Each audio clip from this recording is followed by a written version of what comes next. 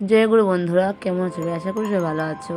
তো আমাদের শিলচরের অবস্থা খুবই শোচনীয়, কারণ আপনারা সবাই জানেন যে বৃষ্টিতে এই কদিনের বৃষ্টিতে ফ্লাড হয়ে গেছে শিলচরে। সদরঘাট ব্রিজের জল, নদীর জল বুক ফুলে গেছে।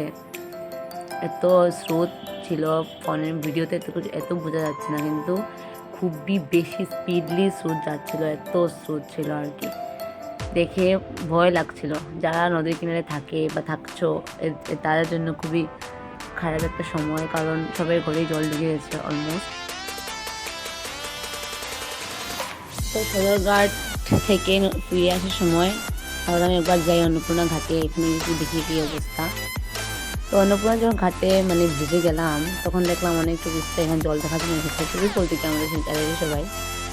তো সবার আমি দেখলাম প্রত্যেকবার যখন জল হয় তখন নিউজ দেখার পর সবাই যায় এখানে, আমিও যাই। ভাবলাম যে মানে লাইক সবারই তো দুঃখ দুঃখ কষ্ট, সবারই তো প্রবলেমস না। জল, ফ্লাড বা যে কোনো প্রাকৃতিক দুর্যোগ আসলে শুধু গরিবদের বা যাদের ঘর নদীর কিনারে আছে তাদের দুঃখ হয় না, সবারই দুঃখ হয়, কষ্ট হয়, প্রবলেম সবারই ফেস করতে হয়। তো অবভিয়াস সবাই প্রবলেমসের মধ্যে, তবুও মানুষ একটু নিজেকে হ্যাপি রাখার চেষ্টা করে, কারণ দুর্যোগ আসলে তো কাউকে ছাড়ে না, সবাইকেই একবার না একবার দুঃখ কষ্ট দিয়েই যায়। তো দেখলাম সবাই কেউ ফটো তুলছে, কেউ গল্প গুজব করছে, কেউ এ বিষয়ে কথা বলছে। তো যার যেটা মন্তব্য, যার যেটা করছে তারা সেটাই করছে। তো আমি দেখলাম এত জল কী বলবো, নদীর বুক ফুলে জল। অনেকেই এদিক দিয়ে দেখলাম অনেকেরই ঘর ডুবিয়ে দিয়েছে, প্রায় তাদের ঘরের টিন দেখা যাচ্ছে, চাল দেখা যাচ্ছে, এরকম পুরো ঘরটাই ডুবিয়ে দিয়েছে। নদীর জল ডেঞ্জার জোন ক্রস করে নিয়েছে, 20 সামথিং এসেছে দেখলাম।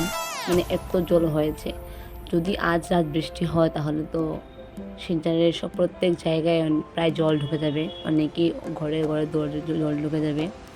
এদিকে আমাদের বিলপাড়ের অবস্থা খুবই খারাপ, ভেহিকলস একদম চলছেই না। এদিকে দেখলাম, এই যে দেখুন, একজন মানুষ ট্রেনের উপর দিয়ে হাঁটছে। ভাবুন না, আমি তো ব্রিজেই হাঁটতে ভয় পাচ্ছি। ও যারা আমার এই ব্লগ দেখছো তারা প্লিজ আমাদের শেয়ার করে, যাতে আমরা এই রোড থেকে খুব তাড়াতাড়ি মুক্তি পাই।